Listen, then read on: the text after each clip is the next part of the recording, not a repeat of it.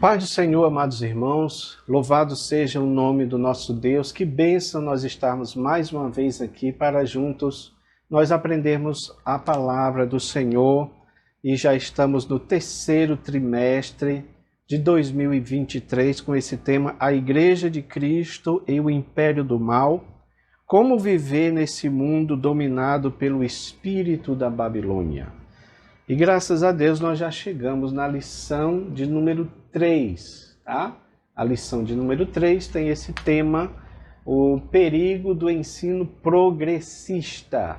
O nosso textual está em 2 Timóteo 3:1, que diz: sabe, porém, isto, que nos últimos dias sobrevirão tempos trabalhosos. Já estamos vivendo esses últimos dias com esses tempos trabalhosos, não é?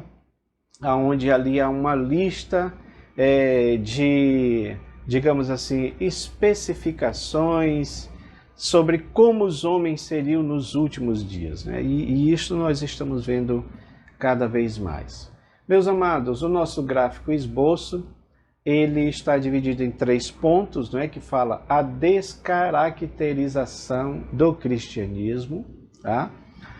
O segundo, o subitem, a deterioração moral, a erosão da ortodoxia e a corrupção da fé. O tópico 2 fala sobre as teorias progressistas, a desconstrução da Bíblia, o teísmo aberto, a teologia da demitologização, tá bom? E o terceiro ponto fala sobre refutando o ensino progressista, reafirmando a autoridade bíblica, ensinando as doutrinas bíblicas e enfatizando a santificação. A nossa verdade prática diz: os ensinos progressistas buscam desconstruir a fé cristã por dentro e afastar as pessoas do verdadeiro cristianismo bíblico, tornando-as meras militantes de causas sociais.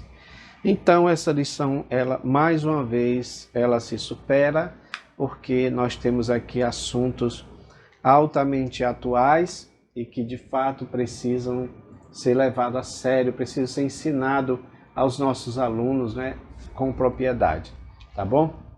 Então, meus queridos, nós já chegamos aqui nesse tópico primeiro, com esse tema, a descaracterização do cristianismo. A palavra-chave aqui, como você pode perceber, é progressismo. Essa ideia de progressismo, na realidade, esse nome vem exatamente dessa necessidade de esses outros, digamos, essas outras formas de interpretar o cristianismo, na ideia deles de serem progressistas, né? De rumarem para um progresso, para uma progressão. E só aí você já percebe que, então, aquilo que nós acreditamos que é bom, que é correto, que é ortodoxo, biblicamente falando, ficaram atrasados. Então você precisa dessa progressão, dessa atualização, desse caminhar para frente, mudando muitas coisas, alterando os marcos que nós aprendemos, né? Então, meus amados, quando a gente fala de progressismo, quando a lição também está falando de progressismo, é importante que a gente entenda sobre a questão, por exemplo, do antropocentrismo, né? Porque antes você falava de teocentrismo, né? Deus era o centro de tudo. Mas aí essas ideias começaram a surgir e começaram a vir então essa ideia do antropocentrismo, aonde tirava Deus do centro e colocava o homem, né, no centro, tá? Antropo, homem, né, e centrismo. Então, colocar Deus no centro.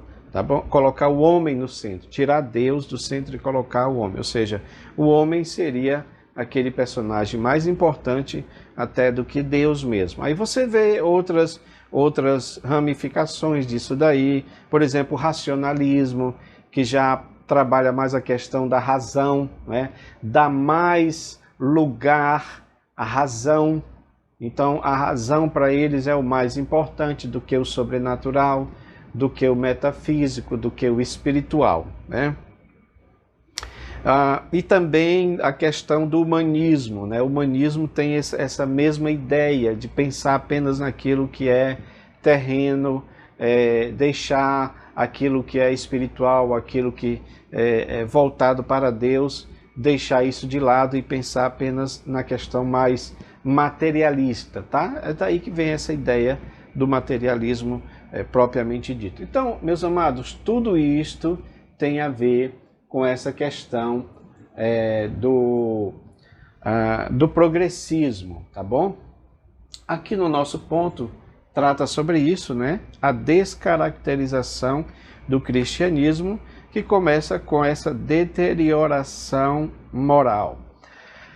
É importante que nós possamos frisar para os nossos alunos que o próprio judaísmo, a própria revelação de Deus para Moisés, no período do Êxodo, no período que ele vai ao monte, no período que Deus se revela para ele, né?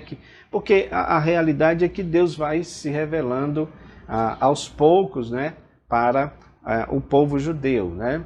Sobre quem ele era. E um dos atributos importantíssimos que a gente pode dizer a respeito de Deus é que ele é santo. Então, por santo, a gente entende aquilo que é separado, aquilo que não é, não tem a ver com imoralidade.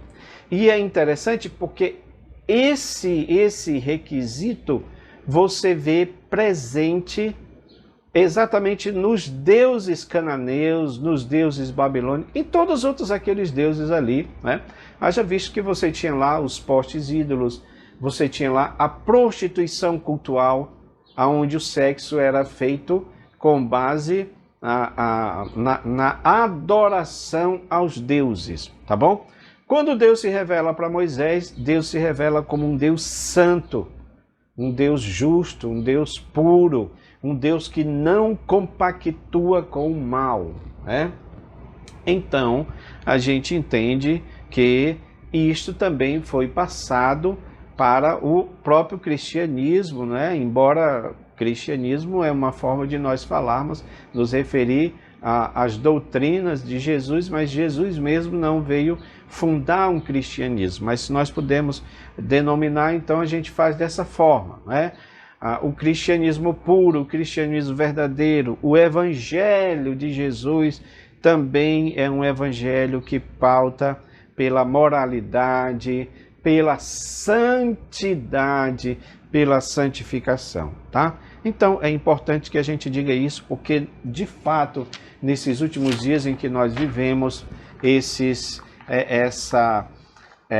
essa falta de santidade. Porque entenda uma coisa, se a santidade é algo que agrada a Deus, pois ele mesmo disse, sede santo como eu sou santo.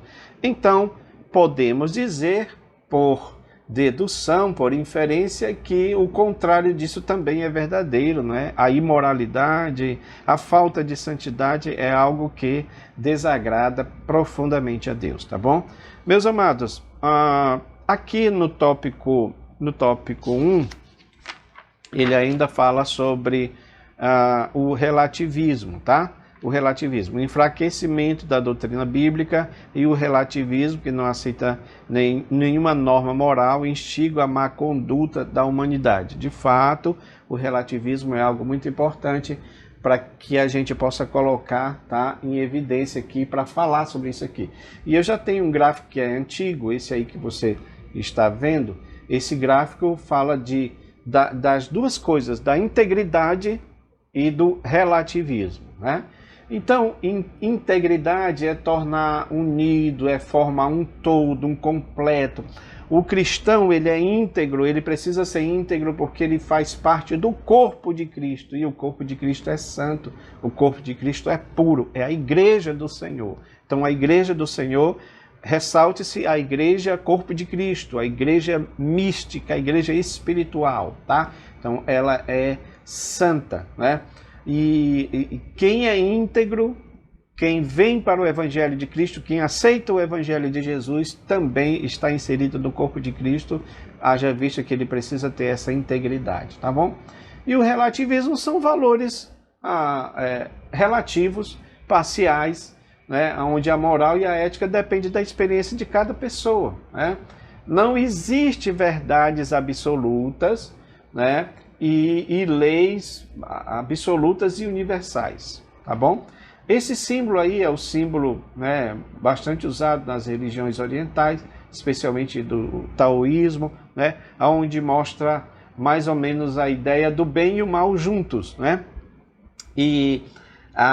Então ele diz aí, a parte escura, né, onde tem um ponto branco, a ideia aí é enfocar, por exemplo, que todo mal, tudo que é mal, também tem uma parte boa, também tem uma parte benéfica, né?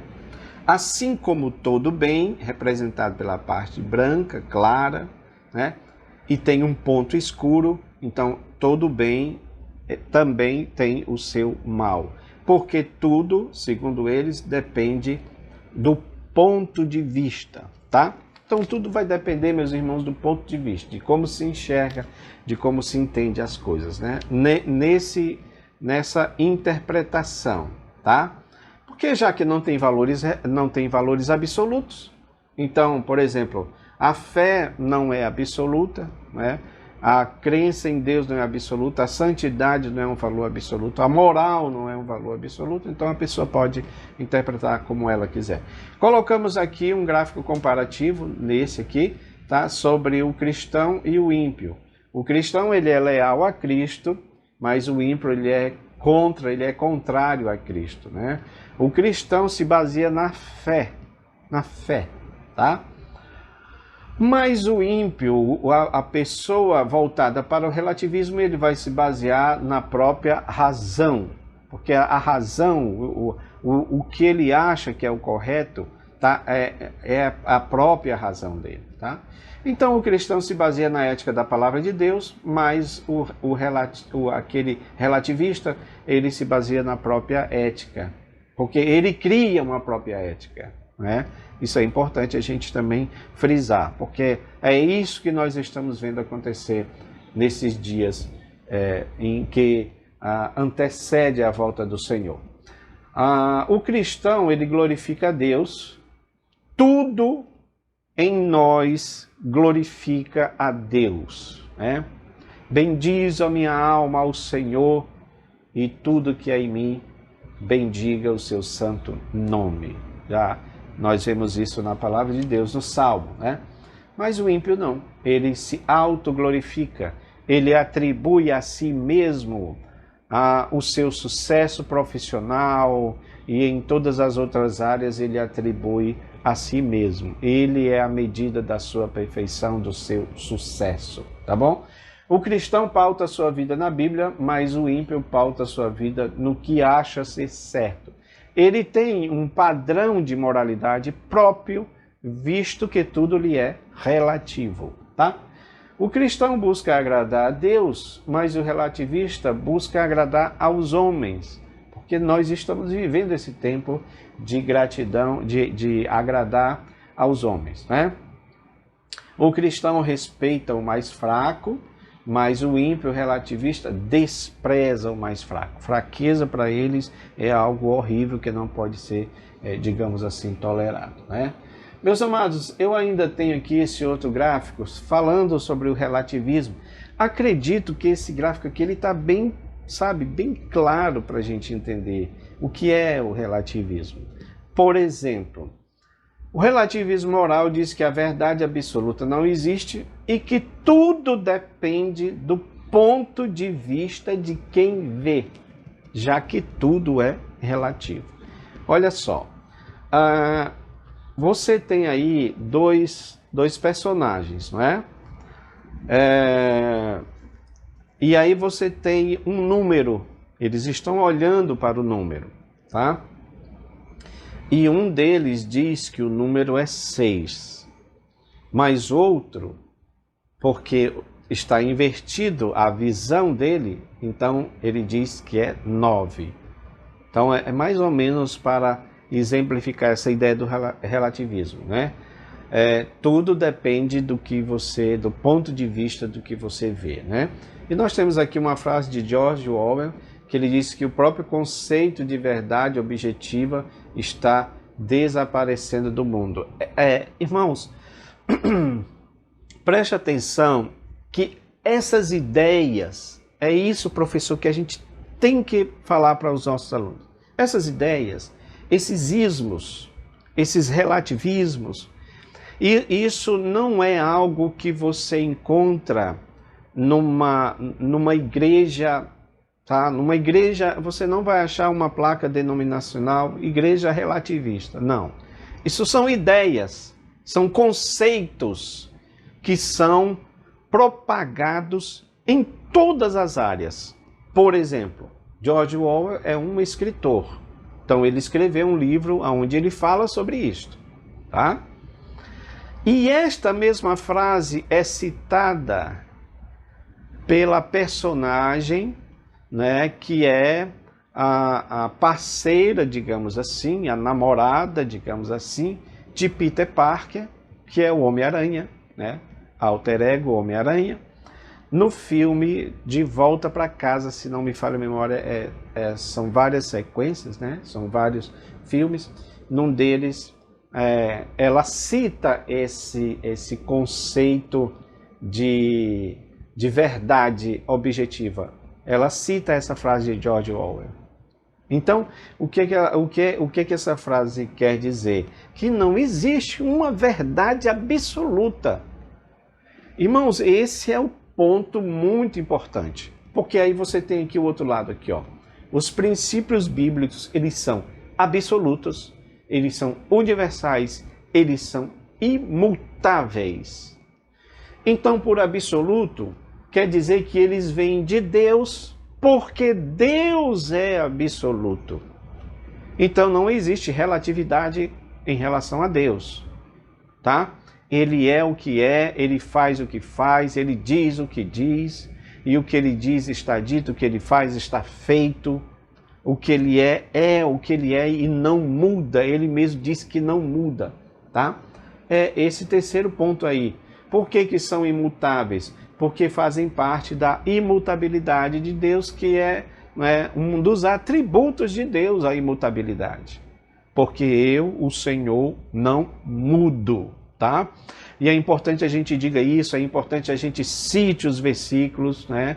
Porque quando a Bíblia diz, por exemplo, aquelas aparentes contradições, quando a palavra de Deus fala que Deus não é homem para se arrepender, mas a palavra diz que ele se arrependeu de ter criado o homem, aí você tem que ir para a questão linguística para explicar que arrepender-se ali no texto de Gênesis quer dizer tão somente que pesou no coração ele ter feito homem, ou seja, ele se entristeceu de ter feito homem, mesmo sabendo que o homem ia pecar. Então isso não está em contradição, tá? É isso que a gente precisa entender. Os princípios bíblicos também são universais, porque Deus é o Criador de tudo. Então, sendo o Criador de tudo, os princípios são abrangentes. É para toda a criação de Deus, sem exceção, tá? É isso que precisa nós entendermos. E tudo isso, irmãos, ficou registrado nas Sagradas Escrituras. Então não tem porquê nós seguirmos essa ideia de alguns liberais, progressistas, que estão querendo ressignificar a Bíblia, reescrever a palavra de Deus, né? Isso é um problema muito sério, tá bom? Quando estes princípios, eles são mudados, eles são relativizados, aí você tem aqui isto que a lição está tratando, que é exatamente a erosão da ortodoxia. Ou seja, aprendemos que a ortodoxia é a crença correta, né? E as doutrinas bíblicas, ela possui uma ortodoxia, ela possui um ensinamento original, não tem relativização nos ensinos bíblicos, né? Então, mas se nós relativizarmos, então a verdade vai ser aquela que eu escolho para mim mesmo acreditar, tá? E eu quero dizer para aqueles que defendem isso que o que importa não é o que você acha, mas sim o que a Bíblia diz, porque o que a Bíblia diz está dito e pronto, né? Regra principal da hermenêutica, a Bíblia é interpretada pela própria Bíblia. E aí nós temos também a corrupção da fé, né? Porque quando a ortodoxia ela é corroída por esse progressismo, por esse relativismo, então a fé bíblica vai ser descaracterizada, por isso que hoje nós vemos, né, cada vez mais o pecado moral, a imoralidade entrando até mesmo dentro da igreja. Então, de repente, no mundo isso já está natural, já está normal, né? A libertinagem, o abuso do corpo, né? A prostituição, ideologia de gênero, drogas, aborto, todas essas coisas estão presentes nos dias de hoje, e o que é pior é que isso está se infiltrando dentro da igreja, principalmente essas chamadas igrejas emergentes, tá, irmãos? Então, meus amados, esta lição é importante para nós atentarmos, para nós estudarmos a esse respeito, ok? Queridos, tópico 2, as teorias progressistas. Então, ele fala aqui da desconstrução da Bíblia, tá bom? Já que a Bíblia é uma regra de fé e de prática, não é, que os cristãos há milênios se baseiam por ela, então a ideia agora é que a Bíblia precisa ser desconstruída. Inclusive teve aí, né, uma grande apresentadora infantil, né, de uma emissora grande aí de televisão, que chegou a dizer isso, que a Bíblia precisa ser reescrita, né?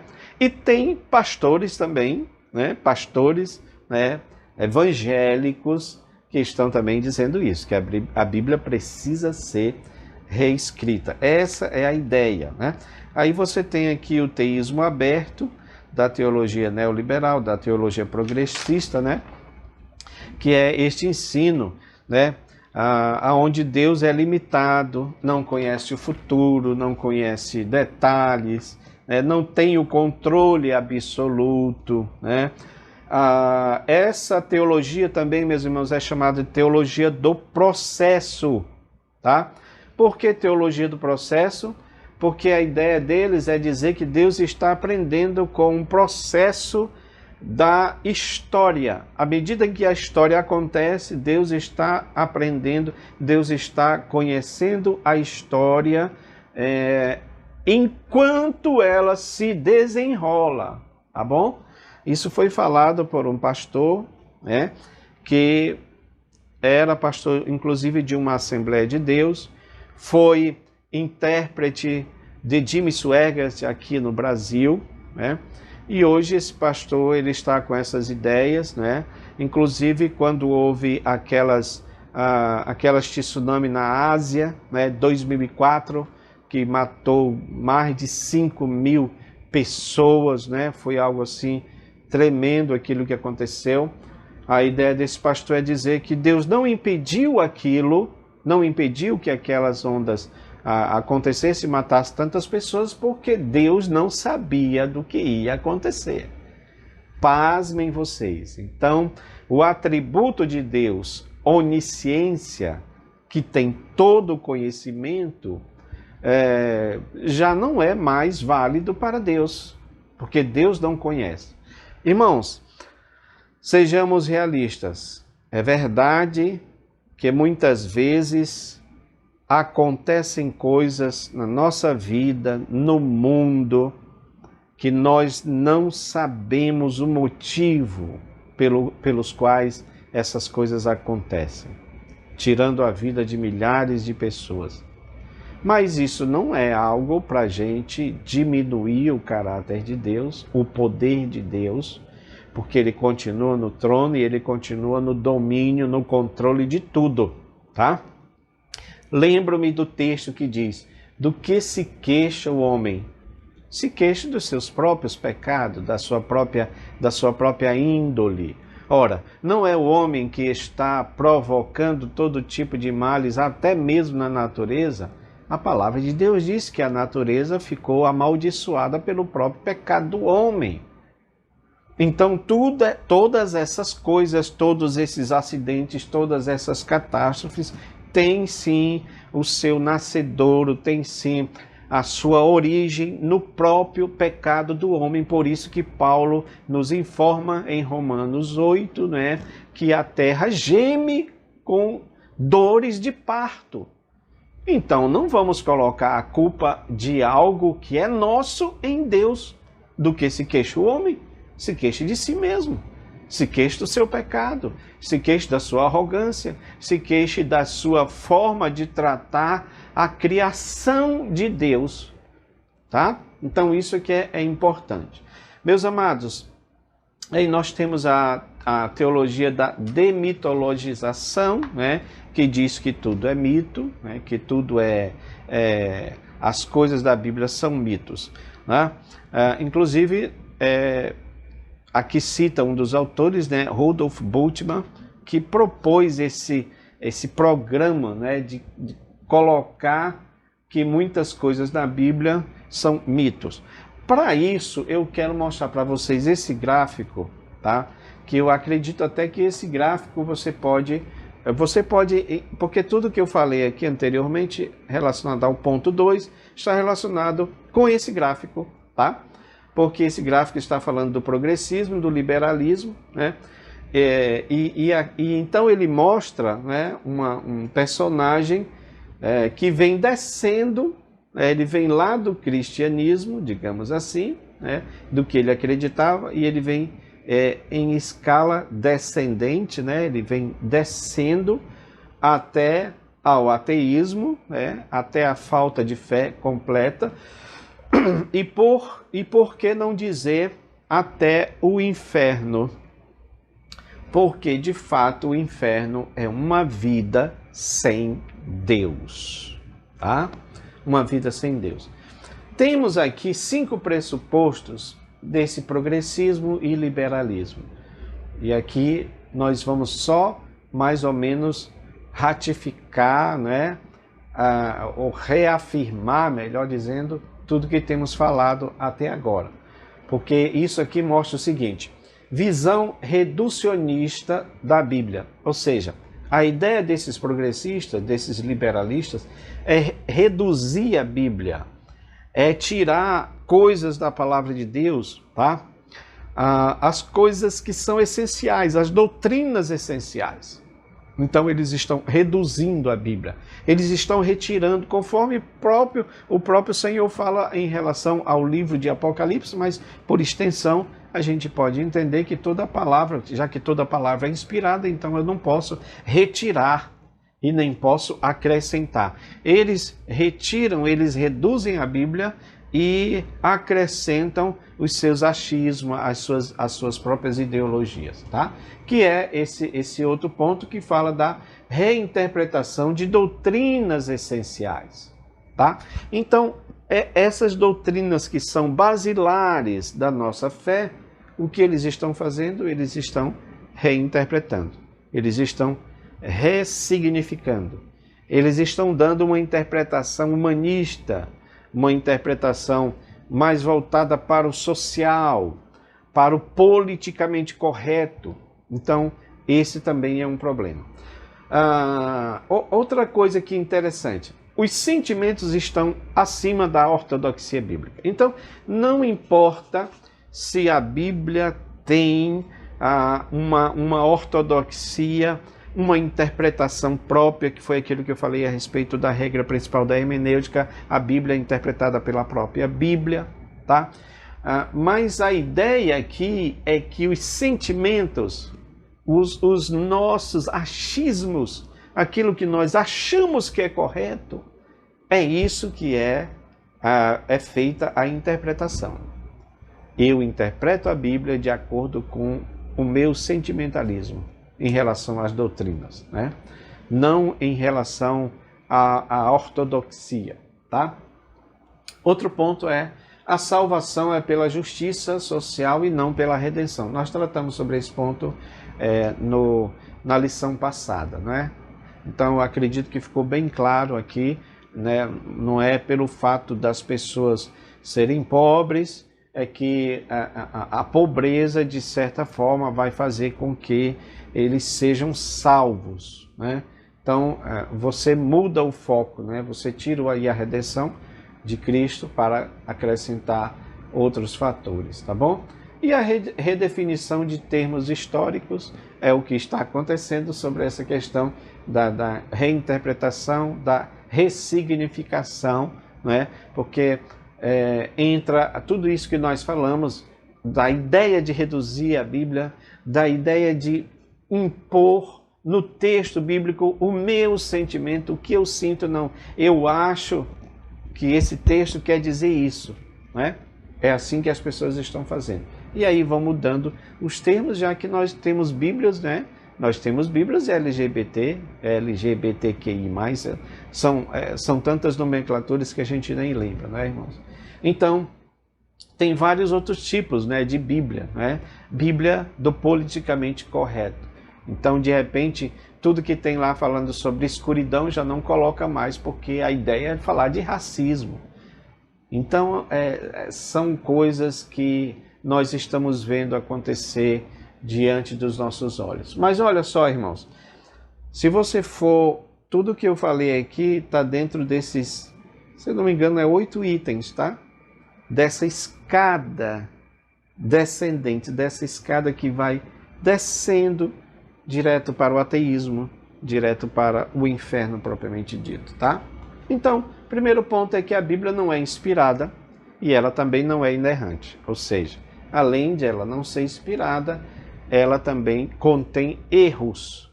É o que essas pessoas dizem. Por isso a ideia de reescrever, tá? O homem não foi feito imagem de Deus. Esse é um outro ponto importante, tá bom? Não existiu e não existe milagres, que é essa ideia da demitologização. Então a ideia é dizer que tudo isso, aqueles milagres que a Bíblia conta, são mitos, são como se fossem lendas, mitos, mas não é baseado em verdades, inclusive voltados também para Cristo. Por exemplo, o nascimento de Cristo foi um milagre, digamos assim, porque foi pelo Espírito de Deus, né? Então, aí eles dizem não, que Jesus não nasceu de uma virgem, isso também é mito, né?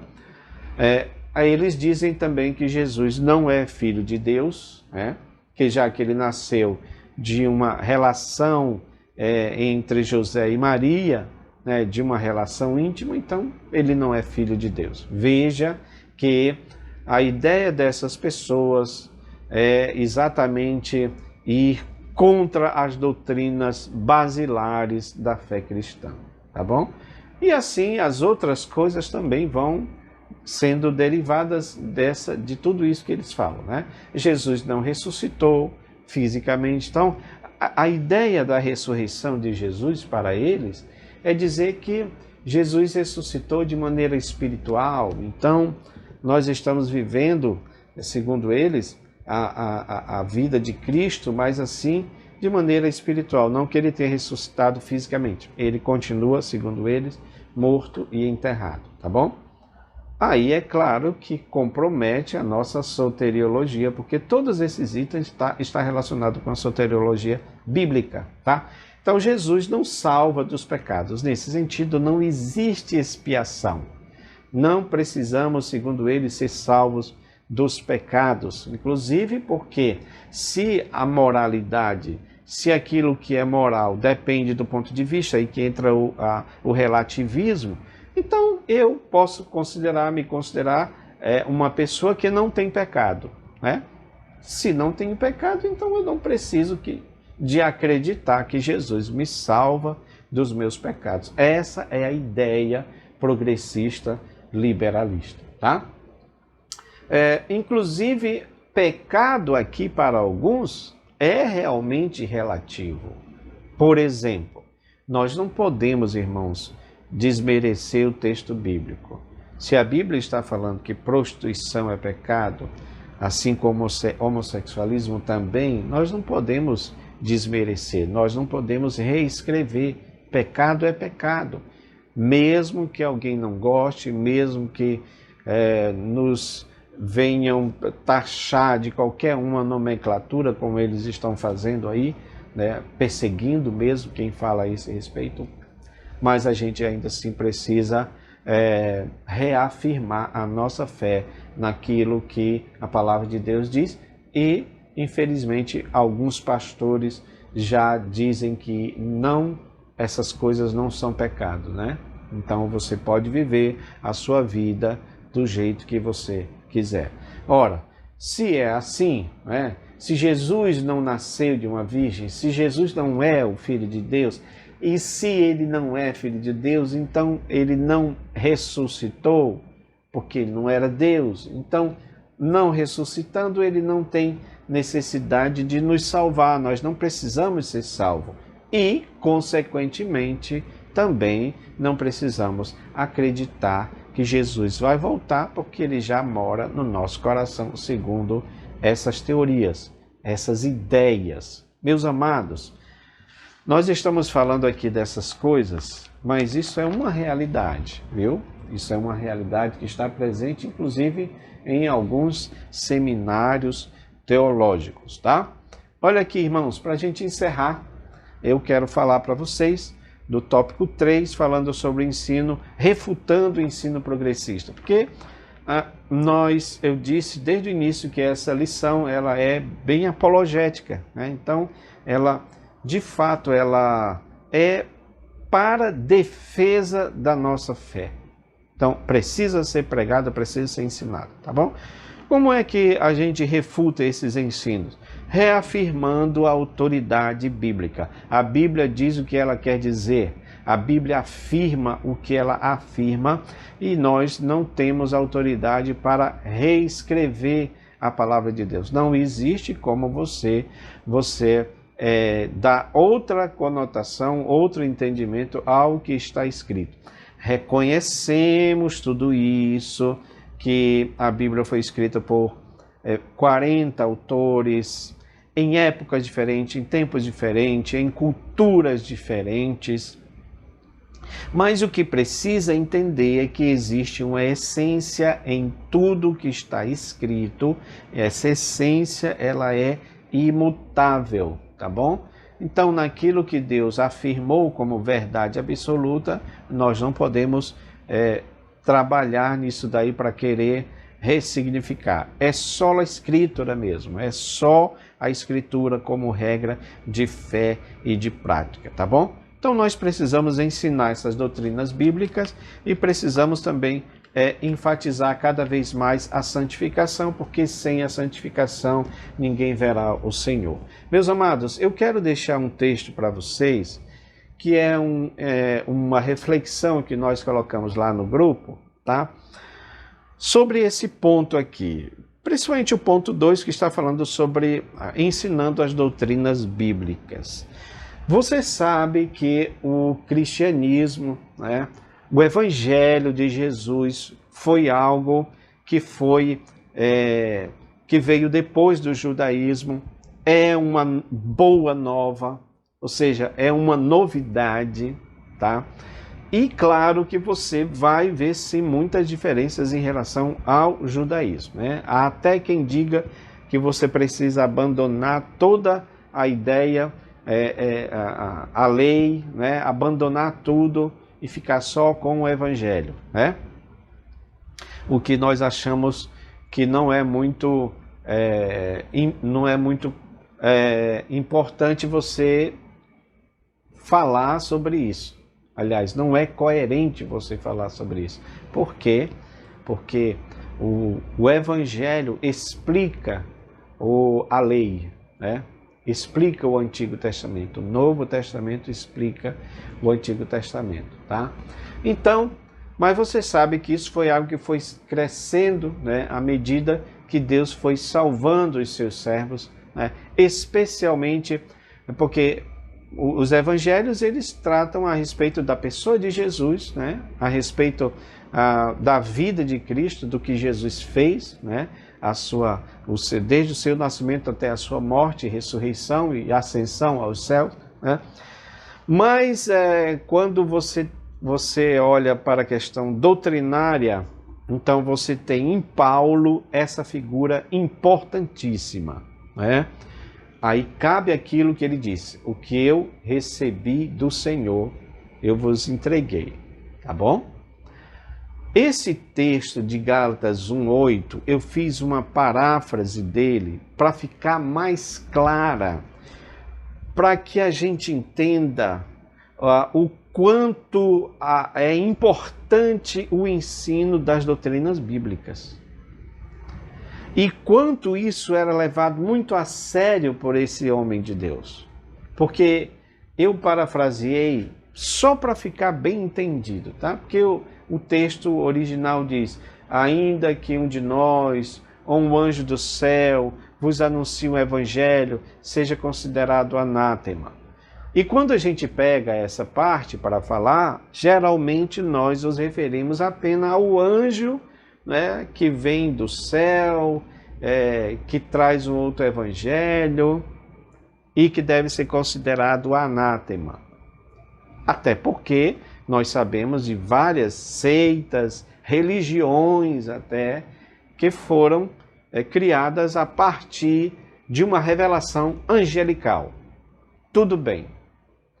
Só que essa revelação angelical, ela vai precisar de um componente humano, que é exatamente aquele que diz receber a mensagem. Aquele que diz que recebeu, não é, a profecia, a doutrina, o ensinamento, e esse personagem humano vai transmitir isso. Ele vai usar a ideia do anjo como algo para confirmar, para afirmar a mensagem que ele recebeu. Mas é interessante, meus irmãos, que Paulo, ele não se exclui dessa ideia da pregação do evangelho, porque a paráfrase que nós fizemos aqui, a intenção é exatamente essa, porque ele diz assim, olha, eu, Paulo, preguei o evangelho a vocês da Galácia, mas se eu mesmo vier e lhes pregar outro evangelho, vocês podem me considerar anátema, maldito, tanto eu quanto o anjo que desça do céu para vos anunciar outro evangelho, seja também maldito. O que eu estou querendo dizer com isso, irmãos, com essa paráfrase? É que Paulo não estava tirando a responsabilidade de si mesmo. O texto é muito claro, a paráfrase é só para ressaltar o que ele está dizendo.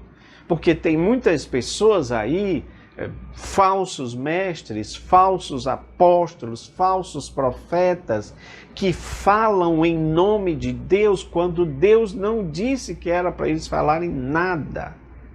E muitas vezes os crentes não fazem aquele exercício de discernimento de espírito para saber se vem de Deus ou não.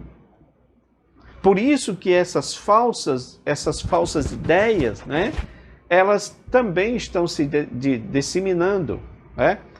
Não necessariamente que eles digam que foi um anjo, porque muitos desses aqui, como nós estudamos, eles não acreditam mesmo no metafísico, no espiritual, mas eles estão falando de si mesmo. Alguns desses, como a gente tem ideias, né, de até pastores que escreveram livros e aí depois começaram a falar de um outro evangelho, né? Esse texto aqui, parafraseado, ele é muito importante porque está dizendo que, olha, eu preguei o evangelho, mas se eu vier com outro evangelho para pregar para vocês, me considerem anátema. É muito importante, meus irmãos, professores da escola dominical, que nós tenhamos isso bem claro em nossas vidas, tá bom? Então eu quero agradecer aos irmãos que estão conosco até aí, que você possa, irmão, deixar o seu comentário do que você ouviu, se foi importante para você, baixe os gráficos, utilize gráfico, principalmente esse gráfico que fala, né, sobre o progressismo, sobre o liberalismo, tá bom? Para que você possa explicar de maneira bem clara para os seus alunos, tá bom? Que Deus abençoe a vida de cada um de vocês. Amém.